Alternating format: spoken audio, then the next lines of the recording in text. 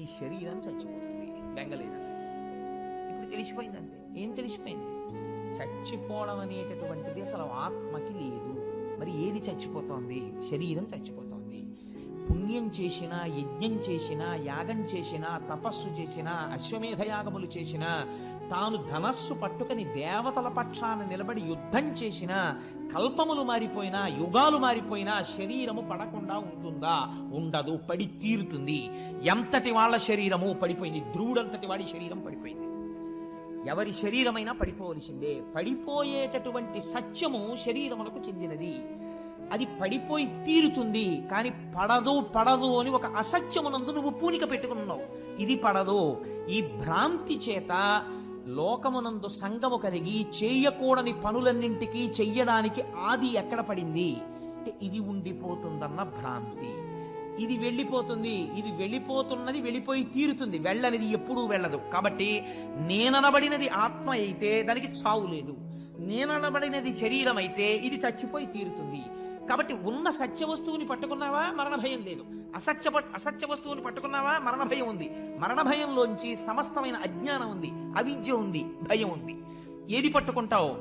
సత్యాన్ని పట్టుకో. అంత తేలిగ్గా పట్టుకోగలవా? భాగవతం విన్నవాడు పట్టుకోగలడు.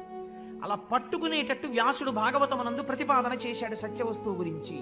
అందుకని ఎవరు భాగవతం వింటున్నారో వారికి సత్యము పట్ల పూనిక కలుగుతుంది, ఈశ్వరుడి పట్ల పూనిక కలుగుతుంది. ఆయన పాదములు పట్టుకున్న వాళ్ళు ఎలా తరించారో భగవంతుని యొక్క భక్తుల గాథలు ఆవిష్కరింపబడతాయి. అందున ఆశ్చర్యం ఏమంటే జరిగి జరిగి జరిగి జరిగి భాగవతం ఉత్తరాయణంలో వచ్చింది మనకి. మనం ఇప్పుడు చెప్పబోతున్నటువంటి భాగవతం ఉత్తరాయణ పుణ్యకాలంలోకి వచ్చింది. పైగా మొదలుపెట్టి 4 రోజులు అవదు రథసప్తం వచ్చేస్తుంది. ఇంకొక 4 రోజులు అవదు భీష్మేకాదశి వచ్చేస్తుంది. భీష్ముడు స్తుతి చేశాడు శ్రీకృష్ణ భగవానుడి భాగవతంలో. ఎంత అద్భుతమైన స్థుతో! నేను ఒక్క మాట చెప్తున్నాను. మీరందరూ ఇలా చెప్తే ఏదో ఒక సోపుకో లేకపోతే ఒక రేజర్కో ఒక బ్లేడుకో అడ్వర్టైజ్ చేసుకున్నట్టు ఇలా చెప్తే మీరు వస్తారని నేను చెప్పట్లేదు. నేను ఒక్క మాట చెప్తున్నాను. నేను వెంకటేశ్వర ఫంక్షన్ హాల్లో భాగవతం చెప్తూ ఒక మాట అన్నాను.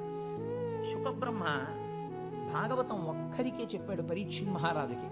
భాగవతం చెప్పేటటువంటి వాడు జనం గురించి చూడకూడదు అన్నాడు.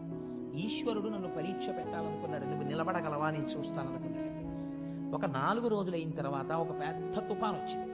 తుఫాన్ వస్తే నాకు రేపాక సుబ్బారావు ఫోన్ చేశారు, ఏమండి చాలా తుఫానుగా ఉంది, ఎవ్వరూ బయటికి రాలేరు. కాబట్టి హాలు నిండిపోయి బయటికి కుర్చీలేసి ఇన్నాళ్ళు మీరు భాగవతం చెప్పారు. ఇప్పుడు ఇవాళ మొత్తం వెంకటేశ్వర ఫంక్షన్ హాల్లో 2 ఉంటే గొప్ప, చెప్పేస్తారా అని అడిగారు. అడిగితే నేనన్నా 2 కూడా లేకపోతే ఎందుకైనా మంచిదని మా ఆవిడ్ని దొరగారిని తీసుకొస్తున్నాను, చెప్పేస్తానన్నాను. శుకుడు పరీక్షిత్ ఒక్కడికే చెప్పాడు. నేను బయట తుఫానుగా ఉందని ఒకరోజు వాయిదా వేసే నైతిక అధికారం నాకెక్కడిది? అలా వేసిన నాడు ఇక వేరొకసారి భాగవతం ముట్టుకోవడానికి నాకు అధికారం ఈశ్వరుడు ఇవ్వడు అని నా భార్యను తీసుకుని వెడితే ఆ రోజు ఎలా వచ్చారో నాకు తెలియదు. ఆశ్చర్యం, ఏదో 200-300 మంది వచ్చారనుకోండి పాపం. నేను దాని గురించి పెద్ద ప్రాధాన్యత ఇవ్వడం లేదు. ఆ రోజు భాగవతం చెప్పేశాను. తర్వాత రోజు చాలా మంది అడిగారు, అదేంటంటే తుఫాన్లో చెప్పేశారా? తుఫాన్లో చెప్పేయడం కాదు, అది అలా చెప్పాలని ఉందంతే శాస్త్రంలో. శుక్రుడు అలా చెప్పాడు, పరీక్షిత్ కోసం చెప్పాడంతే. ఒక్క వ్యక్తి ఆర్తి పొందాడు జనన మరణములంటే ఏమిటో తెలుసుకోవాలని. ఆవు పాలు పితకడానికి ఎంత సమయం పడుతుందో అంతకన్నా ఎక్కువసేపు ఉండనివాడు 7 రాత్రులు 7 పగళ్ళున్నాడు కూర్చుని పరీక్షిత్తుకు చెప్పాడు. అది ఔదార్యం, గురువు యొక్క ఔదార్యం. అలా శుకుడు చెప్పి ఉండకపోతే ఇవాళ భాగవతం ప్రవచనం లేదు, భాగవతం అందింపబడదు లోకానికి. అటువంటి మహాత్ములు చెప్పినటువంటి భాగవతాన్ని మనం చెప్పేటప్పుడు ఆ పూనికతో చెప్పాలి కదా అని ఆ రోజు మొదటి రోజు అన్న మాటకి ఈశ్వరుడు వెంటనే పరీక్ష పెట్టాడు. సరే, అందుచేత నేను ఈ విషయాన్ని ఎందుకు ప్రస్తావన చేయవలసి వచ్చింది అంటే 7 రోజులు విన్నటువంటి పరీక్షిత్ ఏం తెలుసుకున్నాడు? 7 రోజులు విన్న పరీక్షిత్తుకి మరణము రాకుండా పోలేదు. గుర్తుపెట్టుకోండి, భాగవతం విన్న తర్వాత మరణం రాకుండా ఏం పోలేదు. పరీక్షిత్తుకు మరణం వచ్చింది, కానీ పరమధైర్యంతో మాట అన్నాడు 7 రోజులు పోయిన తర్వాత. మరణం దేనికి వస్తోంది? శరీరానికి. అది వచ్చి తీరుతుంది, నాకు ఇప్పుడు బెంగలేదు, రానివ్వండి మృత్యువుని, నేను ఆత్మగా నిలబడిపోతున్నాను అన్నాడు. ఈ శక్తి కొన్ని కోట్ల జన్మలలో లోపించడం వల్ల మనం అలా తిరుగుతూనే ఉన్నాం. భ్రమయసి పరబ్రహ్మ మహిషి అంటారు సౌందర్యలహరిలో శంకర భగవత్పాదులు. అలా మాయలో తిరుగుతూనే ఉన్నాం. ఈ సత్యమును ఆవిష్కరిస్తోంది భాగవతం. అటువంటి భాగవతాన్ని శుకబ్రహ్మ ప్రవచనం చేశారు. పెద్దలంటారు, నిగమకల్పతరోర్గళితం ఫలం శుకముఖదామృత ద్రవ సంయుతం పిబత భాగవతం రసమాలయం ముహురహో రసికా భువి భావుకాః. ఎంత గొప్ప మాట చెప్పారో చూడండి. మీరు భాగవతాన్ని వినేటటువంటి వాళ్ళు భాగవతాన్ని నేను వింటున్నానని ఎప్పుడూ వినకు. ఏం చేస్తావు? పిబత భాగవతం, భాగవతాన్ని తాగేసేయి.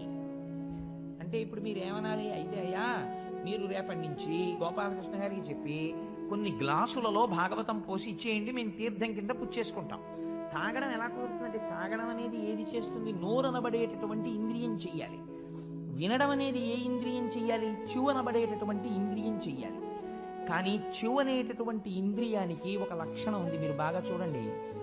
నోరు తాగుతున్నప్పుడు మనస్సు ఎక్కడో తిరుగుతోంది అనుకోండి. ఉదాహరణకి నా భార్య నాకు ఒక గ్లాసులో పాలు తీసుకొచ్చి ఏమండి ఇవి తాగి ఆఫీస్కి బయలుదేరండి అంది అనుకోండి. నేను ఆ పాలు తీసుకెళ్లి నోటి దగ్గర పెట్టగానే నా మనస్సు వెంటనే అమ్మో టైం అయిపోతుంది, ఆఫీస్కి వెళ్ళాలనో లేకపోతే ఎక్కడికి వెళ్ళాలనో ఆలోచన చేస్తోంది. కానీ నోరు మాత్రం ఈ పాలన్నిటినీ ఏం చేస్తుంది? పుచ్చుకుని ఎక్కడికి వెళ్ళాలో ఆ కడుపులోకి పంపించేస్తుంది. అది తాగేసేటప్పుడు గడగడ గడగడ గడగడ గడగడ గ్లాసులో అయిపోయేంత వరకు తాగేస్తుంది తప్ప, నోరు తాగేటప్పుడు ఒకవేళ పాలల్లో ఒక గండుచీ ఉందనుకోండి, గండుచీ ఉంది నేను పుచ్చుకోనందు, నోరు పుచ్చేసుకుంటాను. ఆ తర్వాత ఎప్పుడో గ్రహించి అయ్యో నోరు చీమ వచ్చేసిందని మనం బయటకు వదిలేస్తాం.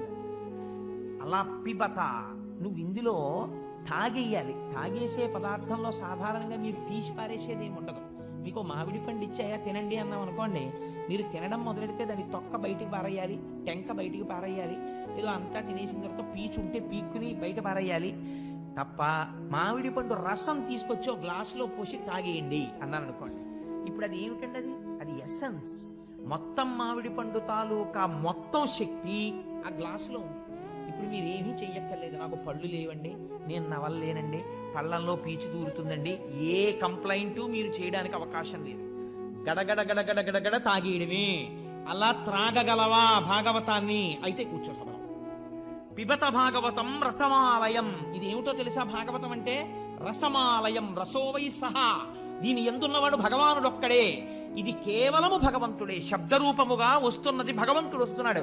దాన్ని నువ్వు చెవులతో పట్టి తాగేసేయి. విడిచిపెట్టావా జారి కింద పడిపోతుంది. అందుకని త్రాగేసేయి. పిబత భాగవతం రసమాలయం. ఏమిటండి దాని గొప్పతనం అంతలా మేము తాగేయడానికి అంటావేమో. నిగమకల్ప తరోర్గళితం ఫలం. నిగమములు అంటే వేదములు. వేదములనబడేటటువంటి కల్పవృక్షం ఒకటి ఉన్నది. ఈ వేదములను సేవించడం చేత మీకు కావలసినటువంటి సమస్తమైన కోరికలను మీరు తీర్చుకోగలరు. అటువంటి వేదములనబడేటటువంటి కల్పవృక్షముల యొక్క శాఖల చిట్ట చివర పండు పండింది. వేదముల యొక్క చివర ఏముంటాయి? ఉపనిషత్తులు ఉంటాయి. ఉపనిషత్తులు జ్ఞానమును ప్రబోధం చేస్తాయి. ఉపనిషత్తులనబడేటటువంటి జ్ఞానమును బోధించేటటువంటి వేదముల యొక్క చివర ఉన్నటువంటి శాఖల చివరి భాగమునందు పండినటువంటి పండు ఉపనిషత్తుల చేత ప్రతిపాదింపబడిన పరబ్రహ్మము యొక్క స్వరూపము. ఈ పరబ్రహ్మ స్వరూపము ఇవాళ పండుగా పండింది. ఈ పండునేం చేసింది? బాగా పండిందా లేదా మనం ముట్టి చూస్తాం. అదే ఒక చిలక కొట్టింది అనుకోండి, చిలక కొట్టుడురా బాగుంటుంది రుచిగానని తినేస్తాం. దీన్ని చిలక కొట్టింది, చిలక ఎంగిలి చేసింది. ఎవరా చిలక? శుకబ్రహ్మ. శుకుడు తన నోటి ద్వారా ప్రవచనం చేశాడు. దేని మీద ఆపేక్ష లేనటువంటి ఒక మహాపురుషుడు ప్రవచనం చేశాడు. అటువంటి శుకబ్రహ్మ నోట్లోంచి వచ్చింది. అందుకని నిగమకల్పతరోర్గళితం ఫలం శుకముఖదామృత ద్రవ సంయుతం పిబత భాగవతం. ఆ భాగవతాన్ని తాగేసే. రసమాలయం, ఇది ఈశ్వరుడితో నిండిపోయింది. రసమాలయం ముహురహో రసికా భువి భావుకాః. భూమి యందు నువ్వు భావుకుడు అయితే నువ్వు చేయవలసినటువంటి ప్రధాన కర్తవ్యం ఇదే, భాగవతాన్ని తాగేసేయి. అందుకని అంత గొప్ప భాగవతం ఈ భాగవతము. ఇటువంటి భాగవతాన్ని సంస్కృతంలో మహానుభావుడు 12 స్కందములలో ప్రవచనం చేశాడు వ్యాసుడు. చేస్తే మన అదృష్టం ఏమిటో తెలుసా అండి?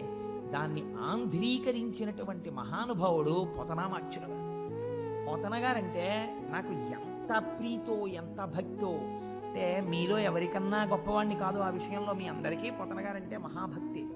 అయితే పోతన గారిలో మీరు గమనించవలసినటువంటి విషయం ఒకటి ఉంది. మనకి 3 రాజులు ఉన్నారండి. ఒకరు త్యాగరాజు, ఒకరు పోతరాజు, ఒకరు గోపరాజు. వీళ్ళు 3 పేర్లలో రాచరికం ఉంది. వీళ్ళు 3 భగవంతుణ్ణి సేవించారు. సేవించి ఛీ మాకు దిక్కుమాల రాచరికం అక్కర్లేదని తీసి అవతల పారేశారు. పారేసి గోపరాజు గారేమో సాక్షాత్తుగా రామదాసు గారు అయిపోయారు. త్యాగరాజు గారేమో త్యాగయ్య అయిపోయారు. పోతరాజు గారేమో పోతమ్మ అయిపోయారు. ముగ్గురు రాచరికాల్ని తీసి అవతల పారేసి ఈశ్వరుడి పాదముల దగ్గర దాస్యమును అభిలషించారు. వీళ్ళు ముగ్గురు జగత్తుని ఏలి భక్తిని పంచిపెట్టేశారు. ఆ పోతన గారు ఆయన జీవించింది కేవలం కొద్ది భూమి ఉండేది. నాగలి పట్టి మనం సాధారణంగా ఒక మాట అంటుంటాం, ఏమిటంటే భాగవతం చదువుకుందాం, రామాయణం చదువుకుందాం అని ఉంటుంది.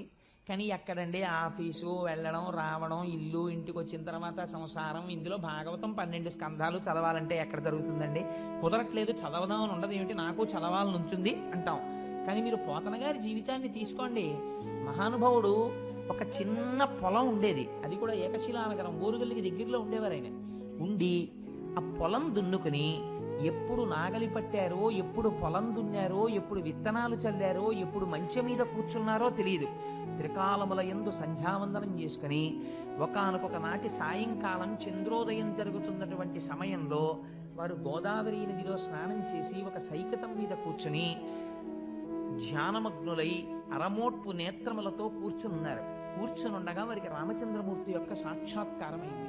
పోతనా, నీ జన్మ ఉద్ధరించాలని నేను అనుకుంటున్నాను. అందుకే ఏం చేస్తావో తెలుసా? నువ్వు మహాభాగవతాన్ని ఆంధ్రీకరించు, తెలుగులో రాయి అంటే వెంటనే నమస్కరించి పోతన గారు అన్నారు, అయ్యా మీరు ఆనతిచ్చారు, నేను వ్రాయడం ఏమిటి భాగవతం? పలికెడిది భాగవతమట, పలికించు విభుండు రామభద్రుండట, నే పలికిన భవహరమగునట, పలికెద విరుండుగాధ పలుకగనేలా. ఎంత వినయంతో చెప్పారో చూడండి. పలికెడిది భాగవతమట, నేను భాగవతాన్ని రచించడం ప్రారంభం చేస్తున్నాను. కానీ పోతన భాగవతాన్ని రచిస్తున్నవాడు పలికించు విభుండు రామభద్రుండట, నా వెనకాతల ఉండి నా చేత పలికిస్తున్నవాడు ఉన్నాడే, వాడు రామభద్రుడు, రామచంద్రమూర్తి పలికిస్తున్నాడు. ఏం నీతోనే ఎందుకు పలికిస్తున్నాడు? నే పలికిన భవహరమగునట. ఎన్ని కోట్ల జన్మలు దారి తప్పి తిరిగావో అంత తొందరగా పోతుందా నీ పాపం? ఆ పాపం పోగొట్టడానికి నీతో భాగవతం రచింపచేస్తున్నాను. నే పలికిన భవహరమగునట, పలికెద విరుండు గాథ పలుకగనేలా. ఇంకొక గాథ నేను ఎందుకు పలకాలి? నా చేత ఈశ్వరుడు ఏది పలికిస్తున్నాడో అదే నేను పలుకుతాను. ఇందులో ఒక గమ్మత్తుందండి. ఈ మాట చెప్పి పోతన గారు వెంటనే అన్నారు, చేతులారంగ శివుని పూజింపడేని, నోరు నొవ్వంగ హరికీర్తి నుడువడేని, దయయు సత్యంబు లోనుగా తలపడేని, కలుగనీటికి తల్లుల కడుపు చేటు. ఎంత గొప్ప మాట చూడండి. చేతులారంగ శివుని పూజింపడేని, పరమశివుణ్ణి పూజించి తీరాలి. ఏమంటే శ్రీ మహావిష్ణువుని పూజించకూడదా? పలికించు విభుండు రామభద్రుండట అన్నారు కదా, ఏం రామచంద్రమూర్తిని పూజించకూడదా? కృష్ణుణ్ణి పూజించకూడదా? శివుణ్ణి పూజించమని పోతన గారు ఎందుకు చెప్పారు అంటే, పరమశివుణ్ణి మనం లింగ రూపంలో ఆరాధన చేస్తాం. లింగ రూపానికి కాళ్ళు చేతులు ఉన్నాయా?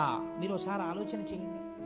కాళ్ళు చేతులు ఉన్నటువంటి ఒక గొప్ప మూర్తి ముందు మీరు కూర్చుంటే మీ మనస్సు తెలిసో తెలియకో దాని యందు మగ్నమవుతుంది. భయ ఎంత బాగున్నాడో, స్వామి ఎంత బాగున్నాడో అని మీ మనస్సు అక్కడ నిలబడుతుంది. కాళ్ళు చేతులు లేవు, అలాగని రూపం లేకుండా లేదు. రూపము ఉంది, రూపము లేదు. లింగానికి కాళ్ళు చేతులు ఎక్కడున్నాయి? కాళ్ళు చేతులు లేవు. పోనీ అసలు రూపం లేదంటావా? ఏదో ఒక రూపం ఉంది శివలింగానికి. కాబట్టి ఇప్పుడు ఏమైంది? రూపము లేదు, రూపం ఉన్నది. అరూపరూపి. అరూపరూపి అయినటువంటి లింగమును ఆరాధన చెయ్యాలంటే మీరు సాధన యందు ఒక మెట్టు పైకెక్కిన వారై ఉండాలి. లేకపోతే మీరు అక్కడ నిలబడలేరు. లింగము ముందు కూర్చుని పూజ చేయడం కష్టం, మీ మనస్సు నిలబడదు.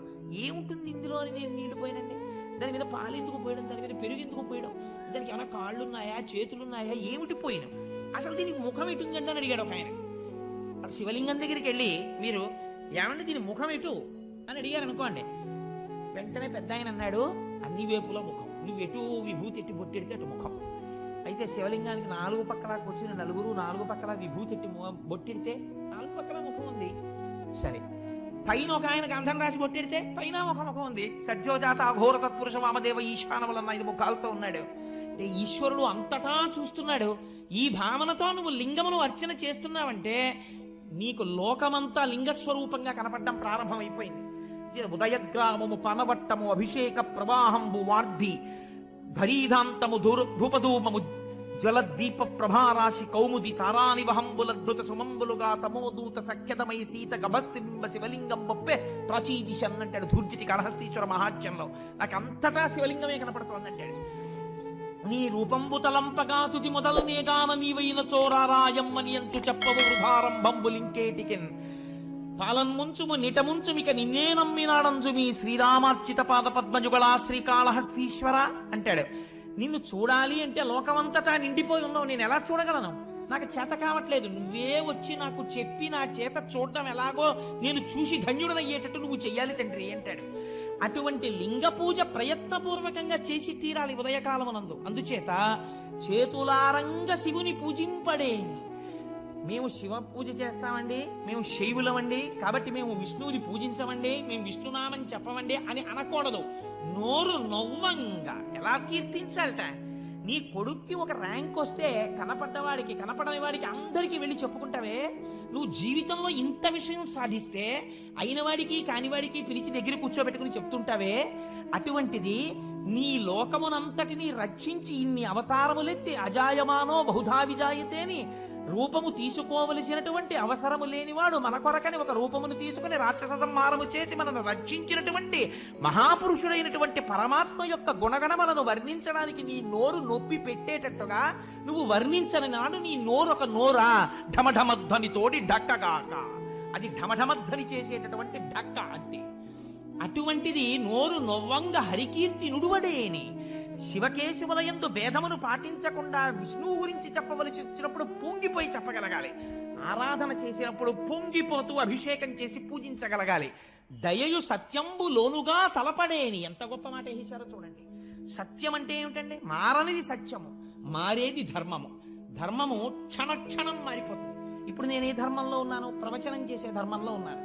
కాశ్యప్ ఆగి నేను కిందకి దిగిపోతాను, అయ్యప్ప స్వామి వారి దర్శనానికి వెడతాను. అప్పుడు నేనే ధర్మంలో ఉంటాను? భాగవత ధర్మంలో ఉంటాను. రెండు చేతులు కైమోడ్చి స్వామి ముందు నమస్కరిస్తూ నిలబడతాను.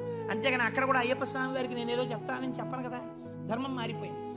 అందుకని తండ్రి ముందు కెడితే కొడుకు ధర్మం, భార్య ముందు కెడితే భర్తృ ధర్మం. ఒక్కొక్కప్పుడు ఒక్కొక్క ధర్మం. ధర్మం మారుతుంది, సత్యము మారదు. మారనిది సత్యము. మారని సత్యమును ఆధారము చేసుకుని ధర్మం మారుతుంటుంది. ఇటువంటి మారని సత్యము ఏది ఉందో అది ఈశ్వరుడు. ఆ ఈశ్వరుణ్ణి లోపల అసలు ఎప్పుడూ తలుచుకోలేదు. ఈ లోకమంతా ఎవడిలో పుట్టింది, ఎవడిలో పెరుగుతోంది, ఎవ్వడు సృజించు ప్రాణుల ఎవ్వడు సృష్టి, ఎవ్వడు త్రుంచు పెంచు, ఎవ్వడు అనంతుండెవ్వడు విభుడెవ్వడు ఈ విధమున మనుచు బెనుచు హేలారతుడై ఎవడు సృష్టిస్తున్నాడు, ఎవడు పెంచుతున్నాడు, ఎవడు పెద్దది చేస్తున్నాడు, ఎవడు త్రుంచేస్తున్నాడు, ఎవరు ఈ ప్రాణులన్నింటినీ కాపాడుతున్నాడు, ఎందుకు ఈ అండాండ పిండాండ బ్రహ్మాండములన్నీ తిరుగుతున్నాయి అని ఒకనాడు ఈశ్వరుడు గురించి ఆలోచిస్తే అది సత్యము. ఆ సత్యమును గురించి ఆలోచిస్తే అంతటా ఉన్నది పరమాత్మయే. కావ్యకంఠ గణపతి మునికి ఉమాదేవి ఎక్కడ సాక్షాత్కరించిందో మీకు తెలుసా? ఉమాదేవిని కావ్యకంఠ గణపతి ముని ఎక్కడ చూశారో తెలుసా అండి? నిన్న లేనటువంటి గడ్డి పరక ఇవాళ వడ్డు గింజలోంచి కొద్దిగా పైకొచ్చి సూర్యకిరణం పడేటప్పటికి ఆకుపచ్చ రంగుతో అటూ ఇటూ కదులుతున్నటువంటి తేజస్సుతో నిండిన వెళ్ళి విరుస్తున్న ఆకుపచ్చతనంతో ఉన్నటువంటి గడ్డి పరకలో ఉమాదేవి అమ్మవారు ఉన్నది, శక్తి రూపిణి. ఇది మా అమ్మంటే అని గడ్డి పరకని చూసి ఉమాసహస్రం చెప్పి పొంగిపోయాడు కావ్యకంఠ గణపతి. అలా చూడగలిగిన శక్తి నీకుంటే నీకు అంతటా బ్రహ్మమే ఉన్నది. అప్పుడు నువ్వు దేని పట్ల ద్వేషిస్తావు, దేన్ని కోపగించుకుంటావు, దేని మీద నువ్వు అసహ్యాన్ని పెంచుకుంటావు? ఒక ధర్మాన్ని నిర్వర్తించడానికి నువ్వు శాసనం చేస్తావంతే. కానీ ఇక్కడ మాత్రం లోకమంతటా బ్రహ్మమును చూస్తుంటావు. అలా చూడడం దయ కలిగి ఉండడం ప్రాణుల యందు. దయయు సత్యంబులోనుగా తలపడేని. అందుకే పెద్దలు ఒకడు తుంటరితనంతో ప్రవర్తన చేశాడనుకోండి, శపించాడు, వాళ్ళని తప్పు చేసి మాట్లాడాలి. ఒకనాడు ఈశ్వరానుగ్రహం కలిగి అతను వృద్ధిలోకి రావాలండి, పాపం తెలియదు, చూశారా ఎంత అజ్ఞానమో అంటారు. అలా అనగలగడానికి, అంతగా మన్నించగలగడానికి కారణం ఏమిటో తెలుసా అండి? అంతటా ఈశ్వరుణ్ణి చూస్తున్నాడు. అంతటా ఈశ్వరుణ్ణి చూడగలిగిన వాడికి మాత్రమే ఈ దయ ఉంటుంది, లేనివాడికి ఆ దయ ఉండదు.